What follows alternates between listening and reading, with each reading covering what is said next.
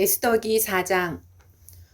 모르드게는 이 모든 일을 알고서 옷을 찢고 굵은 베옷을 걸치고 죄를 뒤집어 쓴 채로 성 안으로 들어가서 대성통곡을 하였다. 그런데 굵은 배 옷을 입고서는 어느 누구도 대궐 문 안으로 들어갈 수 없었으므로 그는 대궐 문 밖에 주저앉았다. 왕이 내린 명령과 조서가 전달된 지방마다 유다 사람들은 온통 탄식하고 금식하며 슬프게 울부짖었다.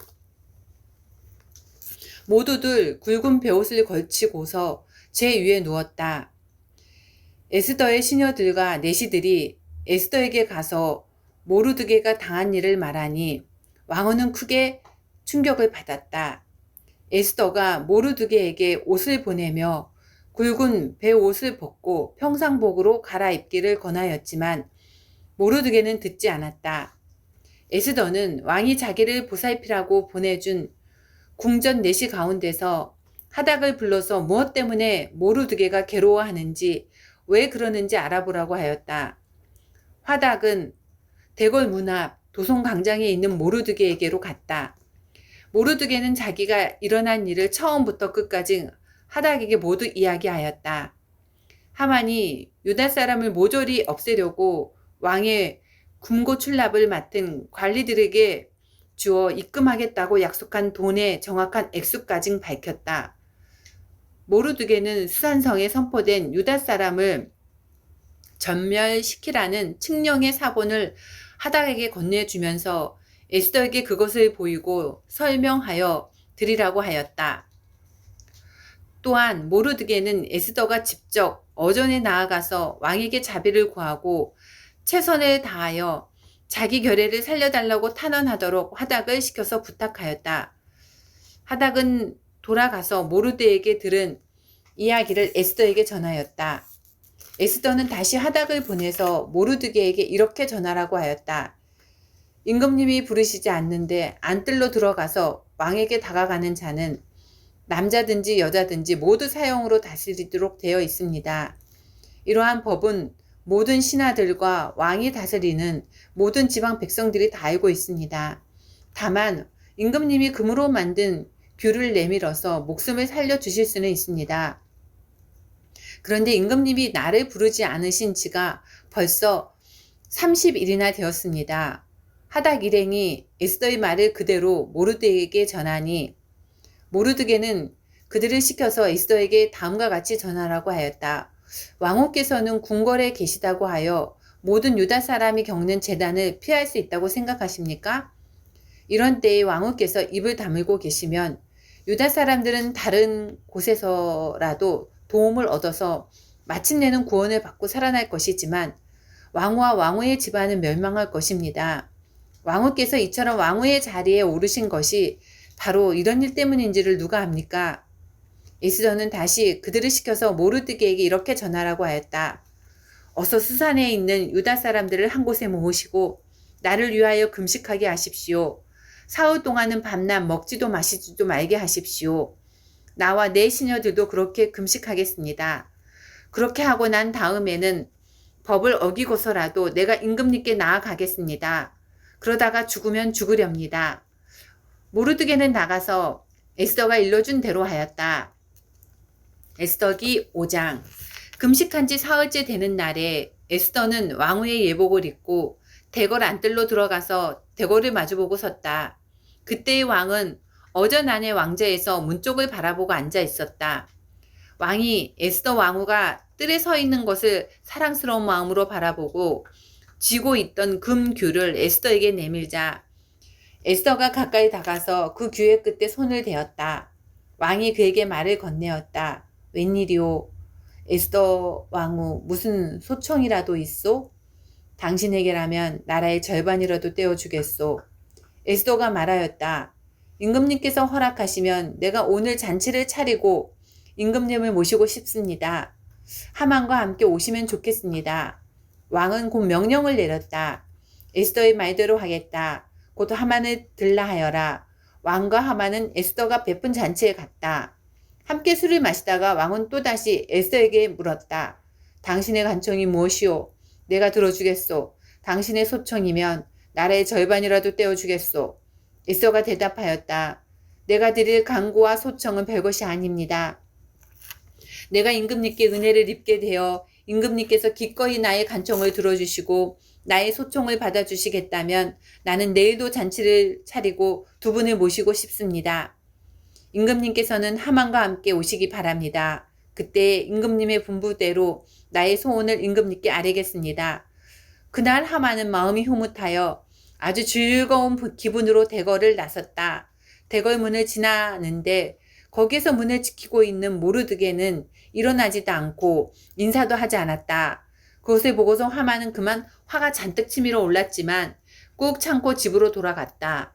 하만은 친구들과 자기 아내 세레스를 불러놓고 자기는 재산도 많고 아들도 많으며 왕이 여러모로 자기를 영화롭게 하여 주고 자기를 다른 대신들이나 신하들보다 더 높은 벼슬자리에 앉혔다면서 그들 앞에서 자랑하였다. 하만은 덧붙여서 말하였다. 그것뿐인 줄 아는가?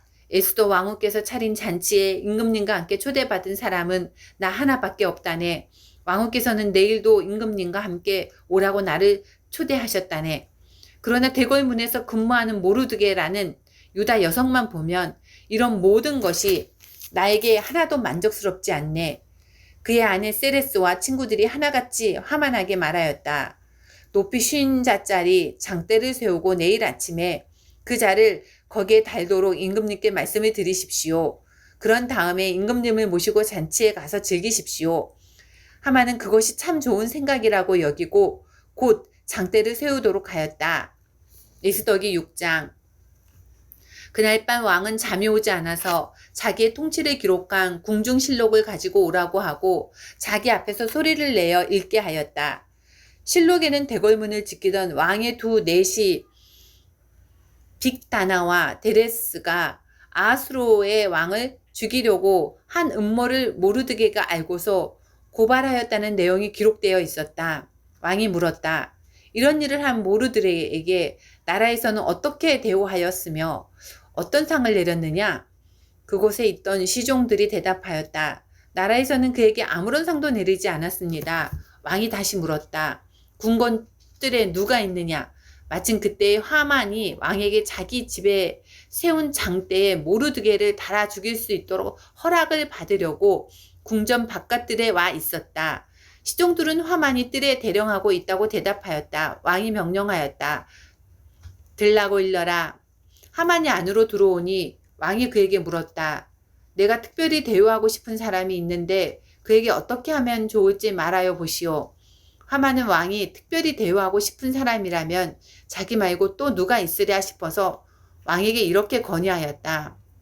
임금님께서 노리고 싶은 사람이 있으시면 임금님께서 높이고 싶은 사람이 있으시면 먼저 임금님께서 입으시는 옷과 임금님께서 타시는 말을 내어오게 하시고 그 말의 머리를 관으로 꾸미게 하신 뒤에 그 옷과 말을 왕의 대신 가운데 가장 높은 이의 손에 맡기셔서 임금님께서 높이시려는 그 사람에게 그 옷을 입히시고 그 사람을 말에 태워서 성안 거리로 지나가게 하시는 것이 좋겠습니다. 말을 모는 신하에게는 임금님께서는 높이고 싶어 하시는 사람에게 이렇게까지 대우하신다 하고 외치게 하심이 좋을 듯 합니다. 왕이 하만에게 명령하였다. 곧 그대로 하시오. 대궐 문에서 근무하는 유다 사람 모르드게에게 내 옷과 말을 가지고 가서 경이 말한 대로 하여 주시오. 경이 말한 것들 가운데서 하나도 빠뜨리지 말고 그대로 하도록 하시오. 하만이 왕의 옷과 말을 가지고 가서 모르드게에게 옷을 입히고 또 그를 말에 태워 성안 거리로 데리고 나가서 임금님께서는 높이고 싶어 하시는 사람에게 이렇게까지 대우하신다 하고 외치고 다녔다. 그런 다음에 모르드게는 대궐 문으로 돌아왔고 하만은 근심이 가득한 얼굴을 하고서 달아나듯이 자기 집으로 가버렸다. 하만은 아내 세레스와 모든 친구에게 자기가 방금 겪은 일을 자세하게 이야기하였다. 그의 슬기로운 친구들과 아내 세레스가 그에게 말하였다. 당신이 유다 사람 모르드게 앞에서 무릎을 꿇었으니 이제 그에게 맞설 수 없소. 당신은 틀림없이 망할 것이요. 말이 채 끝나기도 전에 내시들이 와서 에스더가 차린 잔치에 하만을 급히 데리고 갔다. 고린도전서 9장. 내가 자유인이 아닙니까? 내가 사도가 아닙니까? 내가 우리 주 예수를 뵙지 못하였습니까?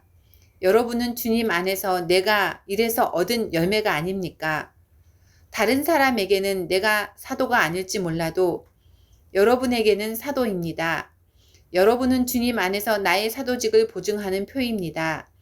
나를 비판하는 사람들에게 이렇게 답변합니다. 우리에게 먹고 마실 권리가 있습니까? 우리에게 먹고 마실 권리가 없습니까? 우리에게는 다른 사도들이 주님의 동생들이나 게바처럼 믿는 자매인 아내를 데리고 다닐 권리가 없단 말입니까?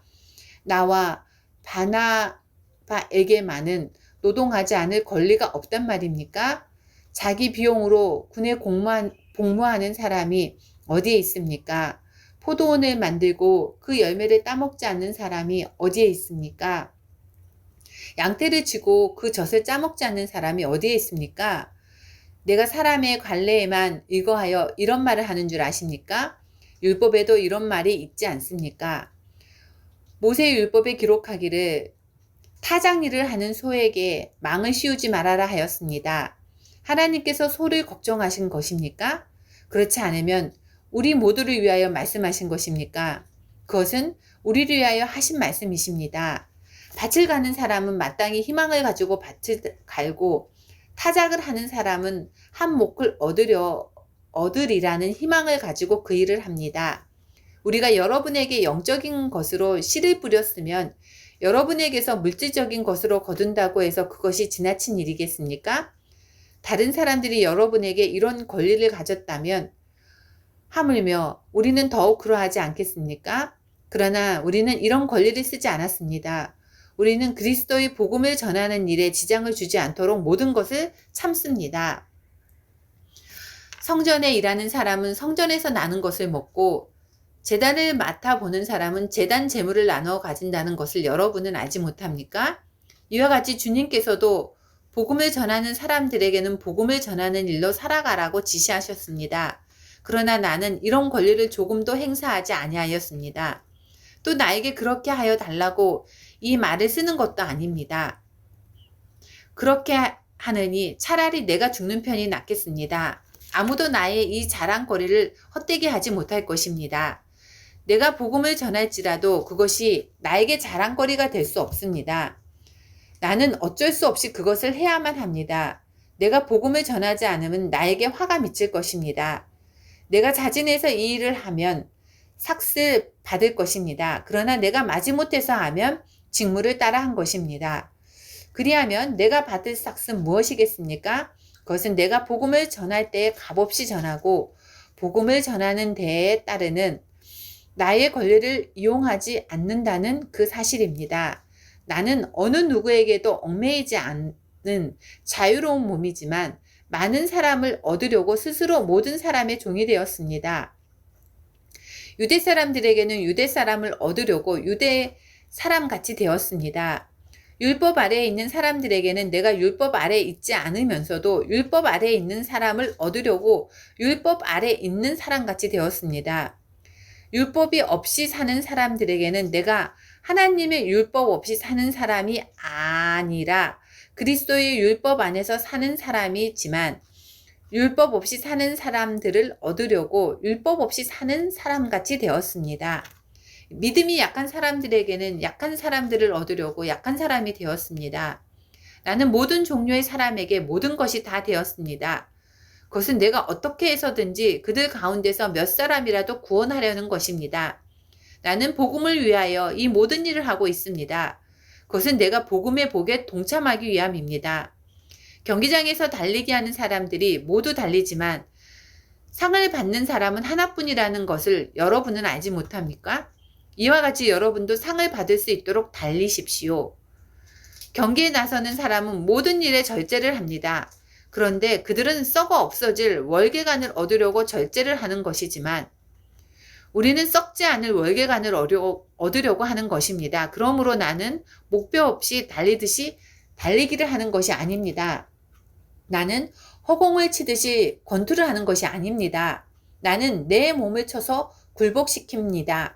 그것은 내가 남에게 복음을 전하고 나서 도리어 나 스스로는 버림을 받는 가련한 신세가 되지 않으려는 것입니다. 시편 140편. 주님, 악인에게서 나를 건져주시고 포악한 자에게서 나를 보호하여 주십시오. 그들은 속으로 악을 계획하고 날마다 전쟁을 준비하러 모입니다. 뱀처럼 날카롭게 혀를 버린 그들은 입술 아래에는 독사의 독을 품고 있습니다. 주님, 악인에게서 나를 지켜주시고 포악한 자에게서 나를 보호하여 주십시오. 그들이 나를 밀어서 넘어뜨리려 합니다. 오만한 사람들이 나를 해치려고 몰래 덕과 올가미를 놓고 길목에는 그물을 치고 나를 빠뜨리려고 함정을 팠습니다. 그러나 나는 주님께 아뢰기를 주님은 나의 하나님이십니다. 주님, 나의 애원하는 소리에 귀를 기울여 주십시오 하고 말하였습니다. 내 구원의 힘이신 주 하나님, 전쟁을 하는 날에 주님께서 내 머리에 투구를 씌워 보호해 주셨습니다. 주님, 악인의 욕망을 이루어 주지 마시고 그들이 우쭐대지 못하도록 그들의 계획이 성공하지 못하게 해주십시오. 나를 에워싸고 있는 자들이 승리하지 못하게 해주십시오. 그들이 남들에게 퍼붓는 재앙을 다시 그들에게 되엎어 주십시오. 뜨거운 숯불이 그들 위에 쏟아지게 하시고 그들이 불구덩이나 수렁에 빠져서 다시는 일어나지 못하게 해주십시오. 혀를 놀려 남을 모아하는 사람은 이 땅에서 버젓이 살지 못하게 해주십시오.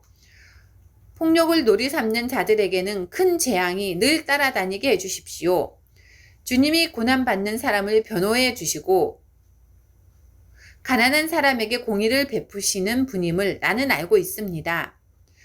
분명히 의인은 주님의 이름에 찬양을 돌리고 정직한 사람은 주님 앞에서 살 것입니다. 아멘.